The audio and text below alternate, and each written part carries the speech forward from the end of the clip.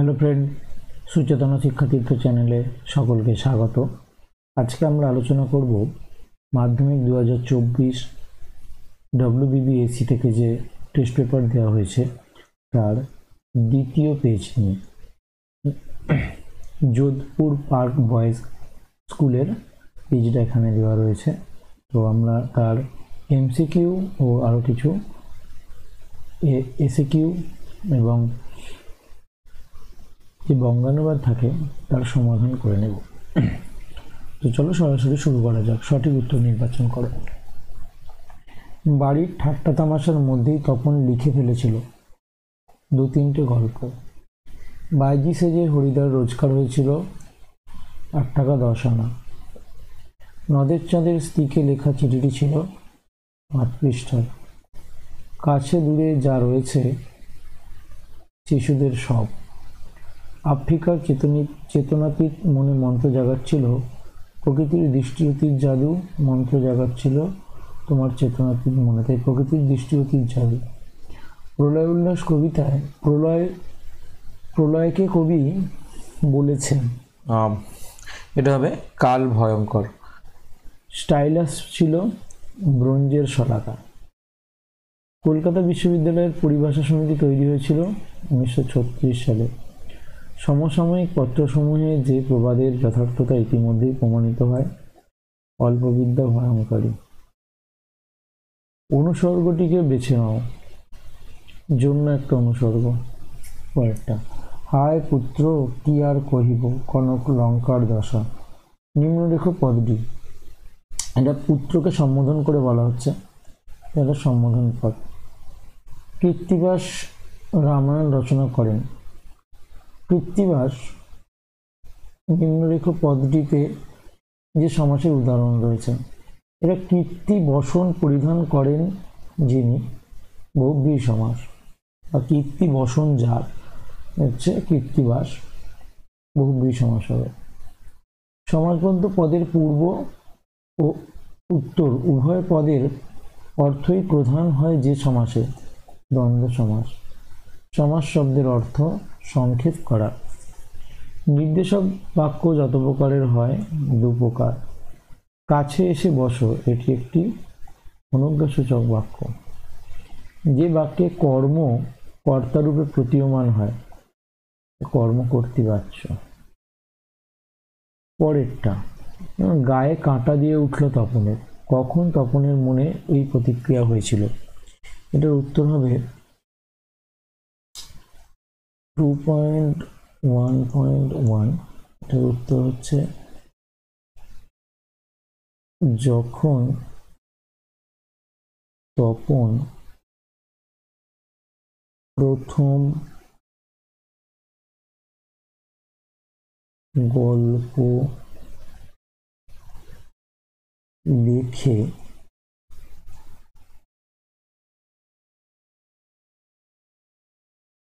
তখন সেটা পড়ার পরে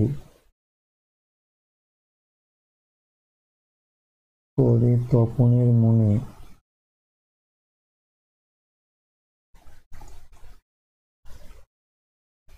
এই প্রতিক্রিয়া হয়েছিল।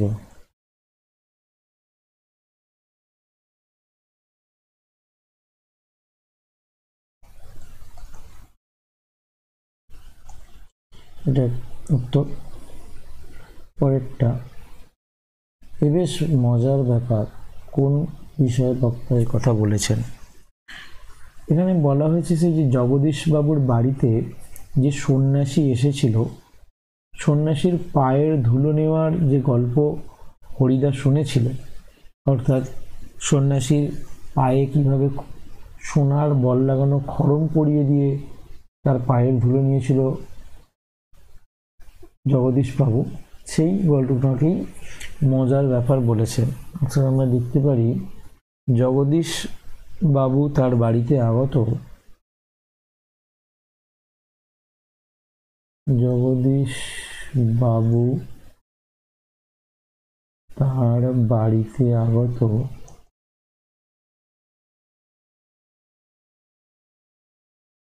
বাড়িতে আগত সন্ন্যাসীর দুর্লভ পায়ের ধুলো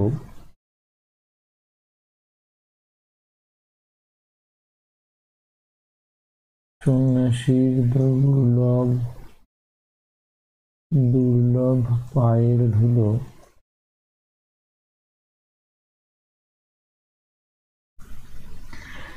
পেয়েছিল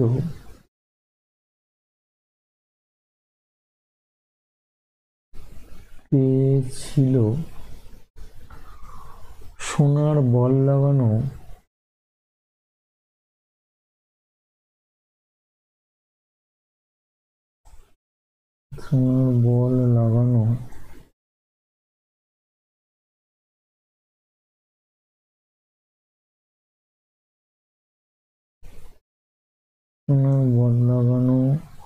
খড়ম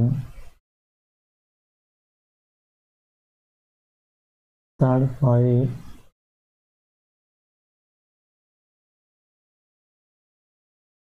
পরিয়ে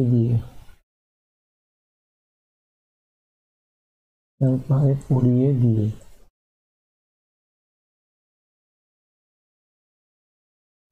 এই ঘটনা বক্তা হরিদার কাছে মজার। পরের প্রশ্ন, তো অপূর্ব হঠাৎ চকিত হইয়া উঠিল। কখন? যখন ভামো যাচ্ছিল অপূর্ব, তখন স্টেশনে সব্যসাচী মল্লিক বা গিরিশ মহাপাত্রকে দেখে। ভামো যাবার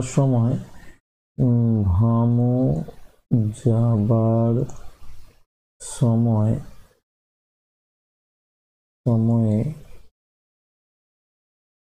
ট্রেন ছাড়ার পূর্বে স্টেশনে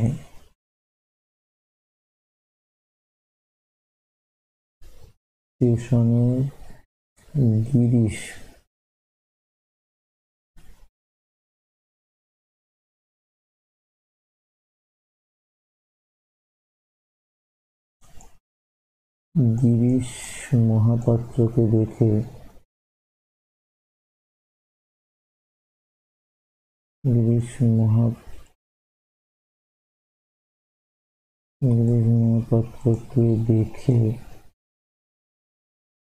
অপূর্ব চমকে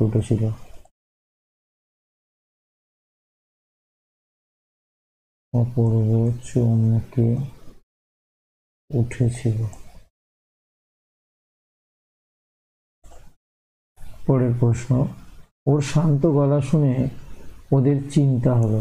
ওর শান্ত গলা শুনে, এখানে ওর বলতে বলা হয়েছে, এখানে ওর হচ্ছে অমৃত ও ঈশাব, অর্থাৎ ঈশাবের বাবার কথা এখানে বলা হয়েছে। ঈশাবের বাবা সাধারণত বেশ চড়া মেজাজের লোক, তো তার কাছে যখন অত্যন্ত শান্ত গলায় ডাক শুনতে পায় অমৃত ও ঈশাব, তখন এই কথা বলে, এই কথা আসে। তো লেখা যেতে পারে, কড়া ধাতের মানুষ ঈশাবের বাবা, কড়া ধাতের মানুষ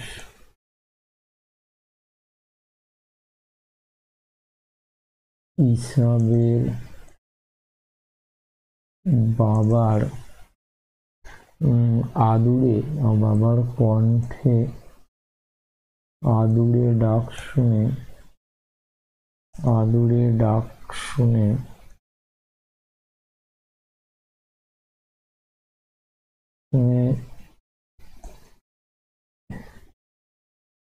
ঈশাব ও অমৃতের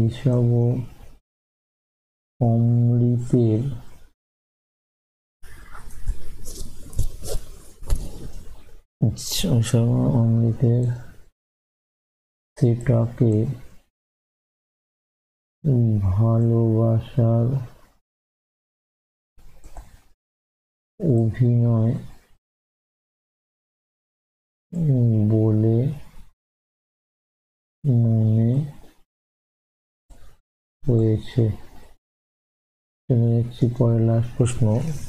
ভারী আমোদ বোধ হইতে লাগিল। নদের সাথে ভারী আমোদ বোধ হইতে লাগিল, এটা হচ্ছে যখন সে নদীটাকে স্ফীত অবস্থায় ব্রিজের কাছে গিয়ে দেখেছিল যে সে হাত বাড়িয়ে নদীর জল স্পর্শ করতে পারে, তখন তার মনে আমোদ হয়েছিল, সেই প্রেক্ষিতে এটা বলা হয়েছে। তো উত্তরটা লিখে দিচ্ছি। অবিরত বৃষ্টির ফলে নদীর স্রোতের জল অবিরত বৃষ্টির ফলে নদীর স্রোতের জল ব্রিজের কাছে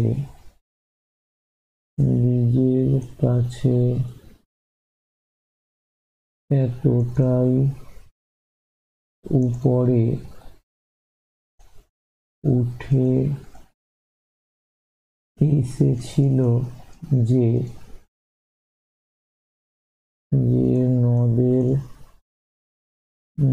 নদের চাঁদ হাত বাড়িয়ে তাকে স্পর্শ করতে পারে, তখন নদের চাঁদের মনে আমোদ জন্মেছিল। তো এবারে কবিতার উত্তরগুলো করার।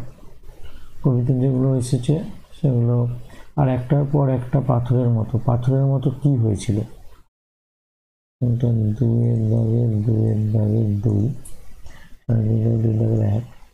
পাথরের মতো একটার পর একটা বছরগুলো মেয়েটার মাথার উপরে নেমে এসেছিল। তো আমরা লিখব অসুখী একজন কবিতায়,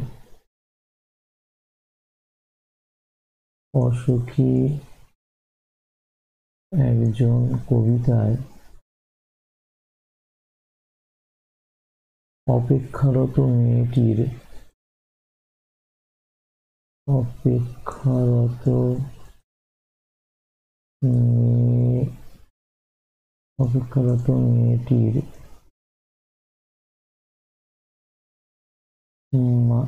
মেয়েটির মাথার উপর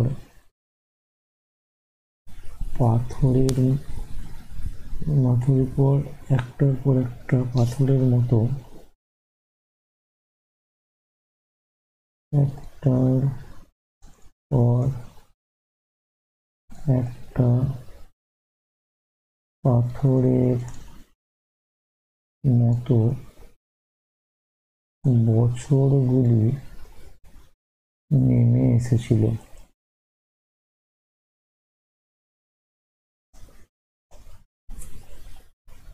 পরে এলো মানুষ ধরার দল। এই মানুষ ধরার দল কে ছিল? এটার উত্তর হবে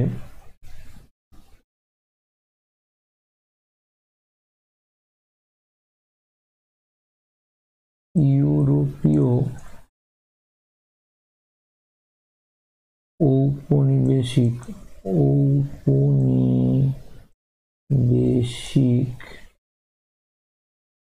দল, যারা আফ্রিকার মানুষদের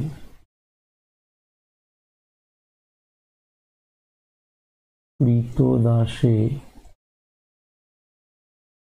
পরিণত করেছিল।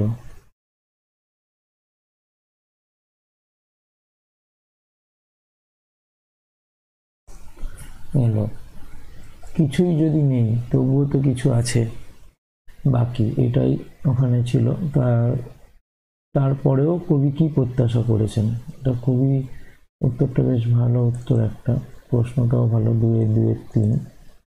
এটা আমরা লিখতে পারি যে কজন বেঁচে আছে, যে কজন বেঁচে আছেন, যে কজন বেঁচে আছেন তারাই আরো হাতে হাত রেখে আছেন, তারাই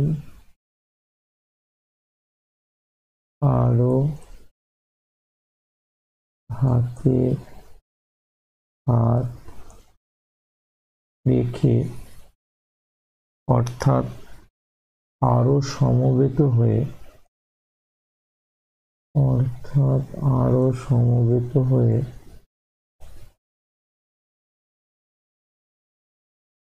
আরো সমবেত হয়ে আরো বেঁধে বেঁধে থাকতে প্রত্যাশা করেছেন।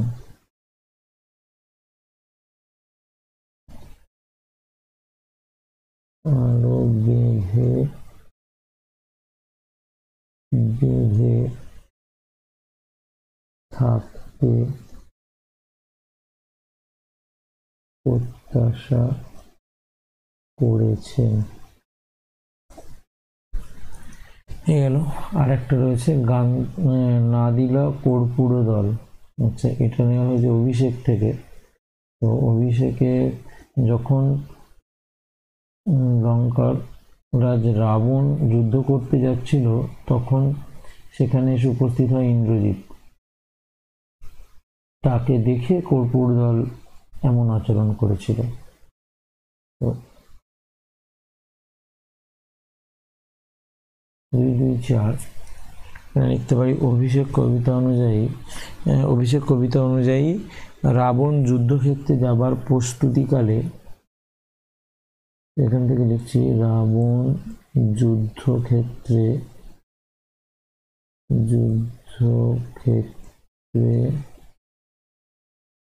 যাবার প্রস্তুতিকালে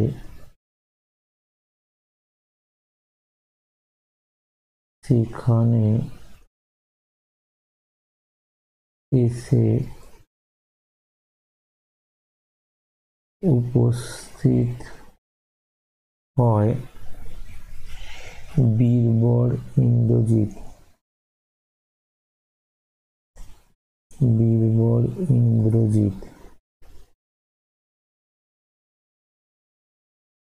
তাকে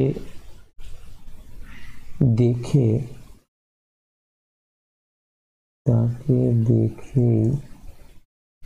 কর্পূর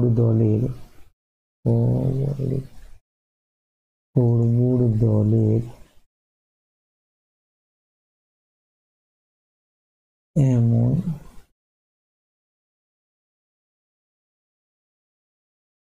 আচরণ।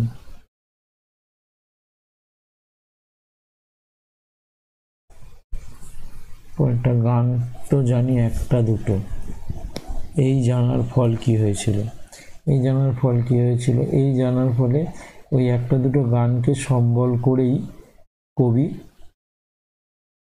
যুদ্ধ, হিংসা, বর্বরতার প্রতি রুখে দাঁড়ানোর চেষ্টা করেছেন। এটা লিখলেই হবে। আবার বলছি, ওই একটা দুটো গানকে আঁকড়ে ধরেই কবি যুদ্ধ, বর্বরতা, হিংসা ইত্যাদির বিরুদ্ধে রুখে দাঁড়ানোর চেষ্টা করেছেন তার সীমিত ক্ষমতা নিয়ে। তো তারপরে চলে যাচ্ছি এখানে প্রবন্ধের যে প্রশ্নগুলো রয়েছে।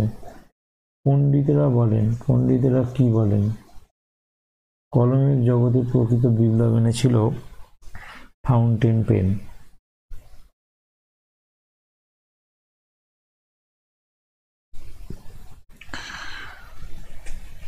কলমের দুনিয়ায় যা সত্যিকারের বিপ্লব এনেছিল, কলমের দুনিয়ায় যা সত্যিকারের বিপ্লব এনেছিল তা হলো ফাউন্টেন পেন।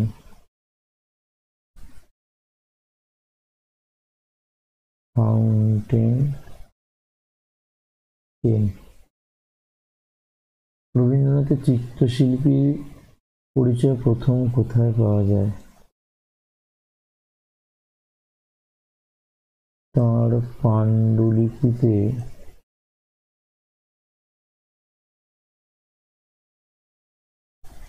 তার পাণ্ডুলিপিতে অক্ষর কাটাকুটি করতে গিয়ে অক্ষর কাটাকুটি অক্ষর কাটাকুটি করতে গিয়ে আনমনে সাদা কালো ছবি এঁকে ফেলেন। এখানেই তার চিত্রশিল্পী পরিচয় প্রথম পাওয়া যায়। তখন বৈজ্ঞানিক রচনা সুবোধ্য হবে। কখন হবে? কখন হবে? 2-3-3। কালক্রমে যখন দেশে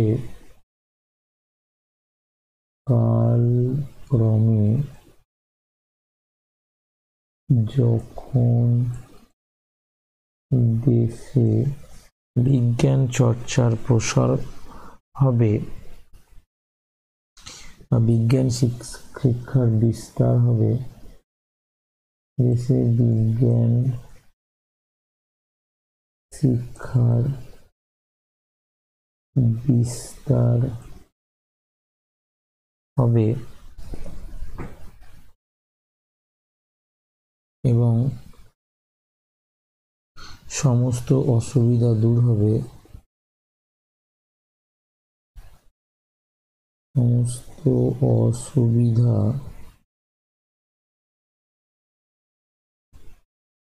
দূর হবে, তখন বৈজ্ঞানিক রচনা সুবোধ্য হবে। এই ধারণা পুরোপুরি ঠিক নয়। এখানে কোন ধারণার কথা বলা হয়েছে? বা এখানে এদিকটা লিখছি,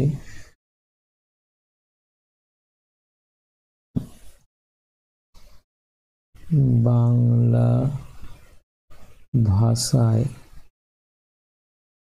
বিজ্ঞান বিষয়ক রচনার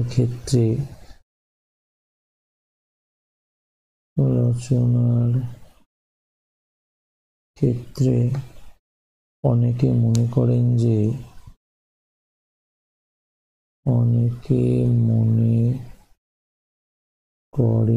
যে পারিভাষিক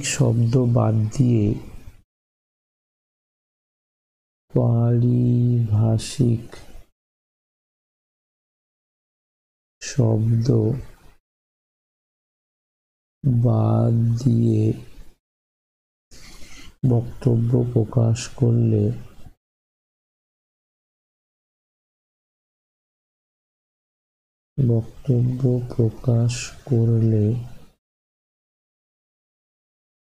রচনা সহজ হবে।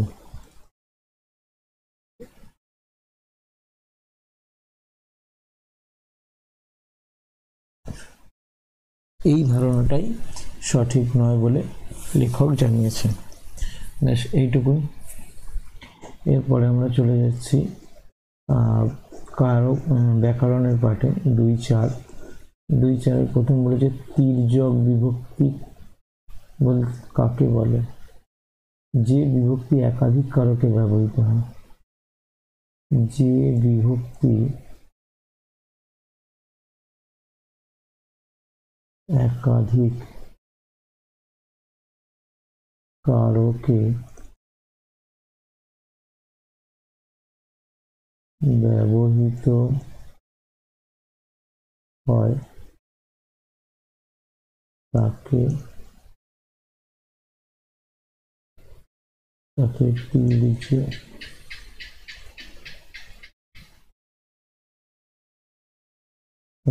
তির্যক বিভক্তি বলে। যেমন এর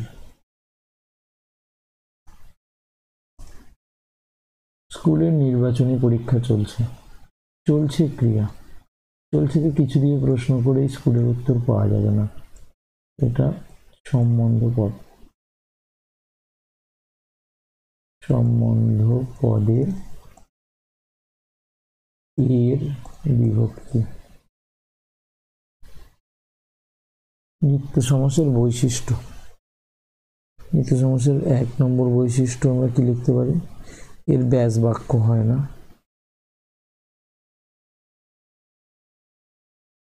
নিত্য সমাসের বৈশিষ্ট্য 1 হচ্ছে ব্যাস বাক্য হয় না।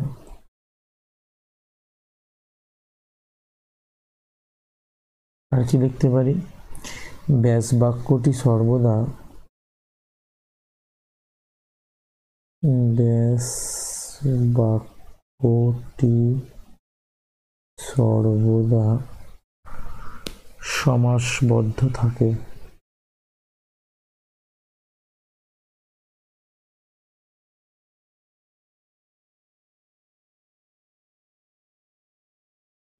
ছায়াবৃতা ব্যাস বাক্য সহ সমাস, ছায়া দ্বারা আবৃতা করণ তৎপুরুষ সমাস। চলে যাচ্ছি পরের প্রশ্নে। অনুজ্ঞাসূচক বাক্য কাকে বলে?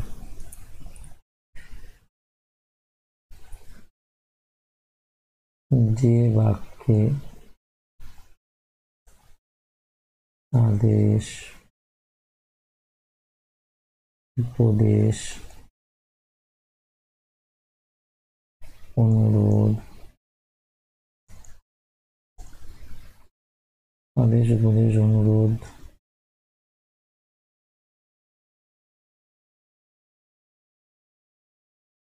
নির্দেশ ইত্যাদি প্রকাশিত হয়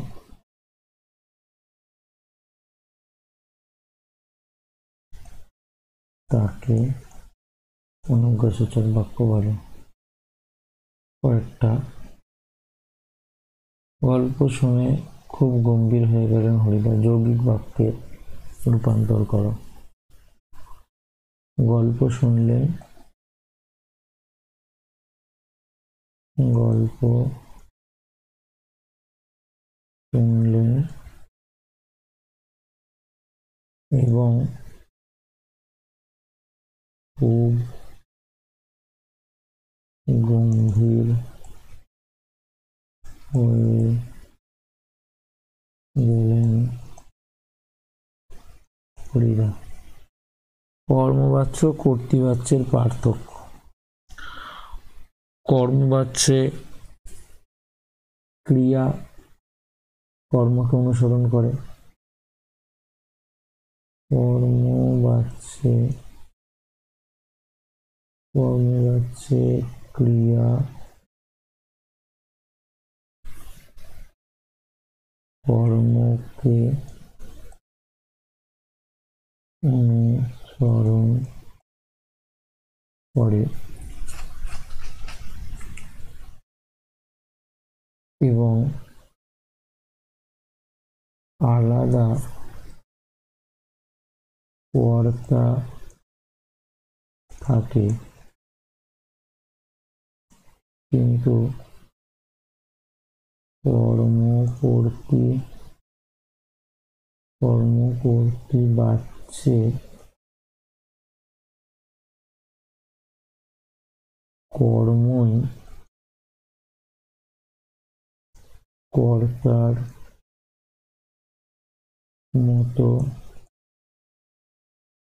আচরণ করে।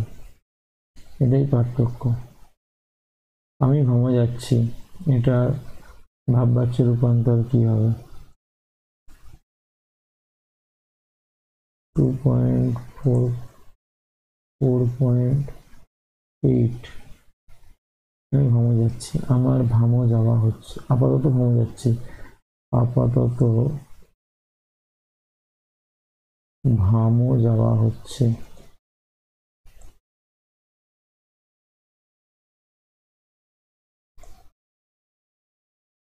উভয় তৎপুরুষ সমাসে উভয় পদের সঙ্গে কোন পদের সমাস হয়? কৃদন্ত পদের। কয়রিকার দ দন্তের নয়, কৃদন্ত পদের। সমধাতুজ কর্মের উদাহরণ দাও। সমধাতুজ কর্ম।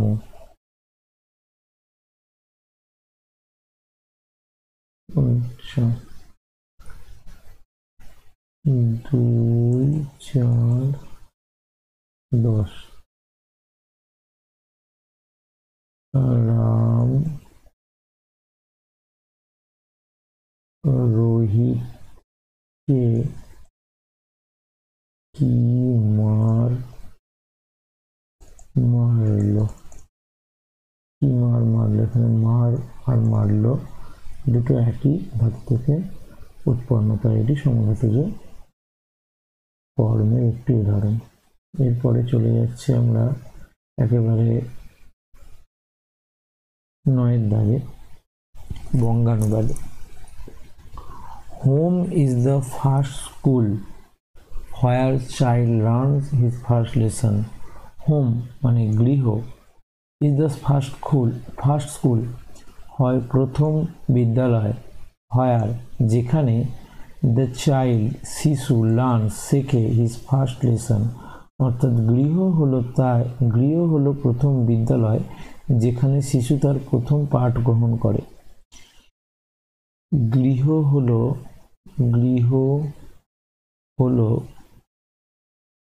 প্রথম বিদ্যালয়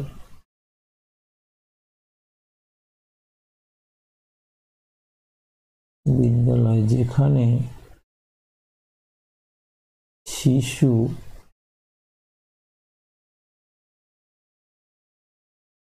তার প্রথম পাঠ গ্রহণ করে। হি সিজ সে দেখে, হিয়ার্স শোনে, অ্যান্ড বিং টু লার্ন এবং শিখতে শুরু করে, অ্যাট হোম গৃহেই। সে দেখে, শোনে এবং শিখতে শুরু করে গৃহ থেকেই। সে দেখে, শোনে এবং শিখতে শুরু করে গৃহ থেকেই। ইন আ গুড হোম একটি ভালো গৃহে, অনেস্ট অ্যান্ড হেলদি সৎ এবং স্বাস্থ্যবান মেন আর মেড মানুষ গড়ে ওঠে। অর্থাৎ লিখি, ইন গুড হোম একটি ভালো গৃহেই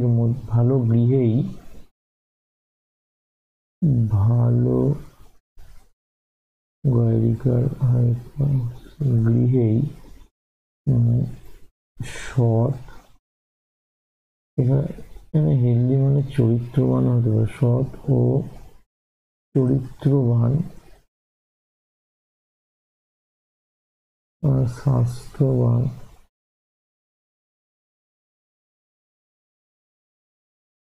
মানুষ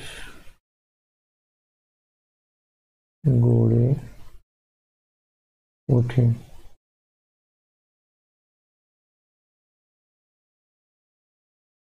তারপরে ব্যাড ইনফ্লুয়েন্স, খারাপ পরিবেশ, অ্যাট হোম, গৃহে, অর্থাৎ গৃহের খারাপ পরিবেশ, স্পয়েল এ চাইল্ড, স্পয়েল মানে নষ্ট করা, এ চাইল্ড মানে শিশুকে, অর্থাৎ গৃহের খারাপ পরিবেশ